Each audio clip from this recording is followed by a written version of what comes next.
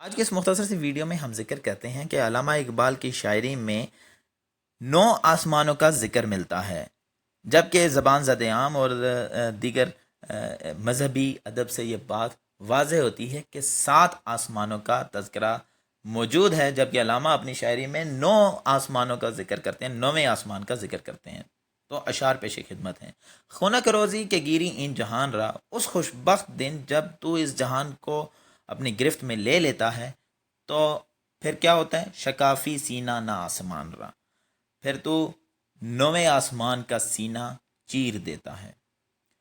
اگلا شعر ہے جس میں 9ویں آسمان کا ذکر ملتا ہے۔ تو ازین نہ آسمان نہ ترسی مت ترس، اگر تو یہاں سے 9ویں آسمان سے نہیں ڈرتا، اس سے خوفزدہ نہیں ہوتا تو نہ ڈر۔ از فراخائی جہاں ترسی مت ترس، اور جہاں کی وسعت سے ڈرتا ہے تو مت ترس، نہ ڈرو۔ ایک اور شعر میں علامہ اقبال 9ویں آسمان کا ذکر کرتے ہیں۔ آن سوئے نہ آسمان رفتیم ماں، اس 9ویں آسمان پر ہم چلے گئے، پیش مرگ ناگہاں اچانک موت کے بعد رفتیم ماں، ہم اس آسمان پر چلے گئے۔ اگلے شعر میں علامہ اقبال پھر 9ویں آسمان کا ذکر کرتے ہوئے کہتے ہیں۔ الامان از گردش نہ آسمان، 9ویں آسمان کی گردش سے پناہ۔ مسجد مومن بدست دیگراں، مسجد مومن کی مسجد بدست دیگراں دوسروں کے ہاتھ میں چلی گئی۔ علامہ اقبال ایک اور شعر میں 9ویں آسمان کا ذکر کرتے ہوئے فرماتے ہیں۔ یک فضائی بے قرآن می بایدش، ایک ایسی فضا جس کا کوئی کنارہ نہ ہو وہ فضا چاہیے۔ وسعت نہ آسمان می بایدش، 9ویں آسمان کی وسعت چاہیے۔ اگلے شعر میں علامہ اقبال ذکر کرتے ہیں۔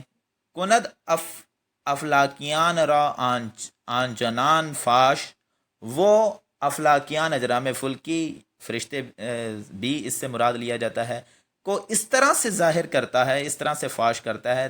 تے پامی کشد نہ آسمان را، وہ 9ویں آسمان کی طے کو کھینچ لیتا ہے، تو جب وہ طے کو کھینچ لیتا ہے تو اس سے افلاکیان اجرام فلکی یا اس کا ایک اور معنی فرشتے ہیں، فرشتے یا اجرام فلکی جو بھی آپ اس شعر میں ایڈجسٹ کر لیں، ان چیزوں کو خدا فاش کر دیتا ہے، ظاہر کر دیتا ہے۔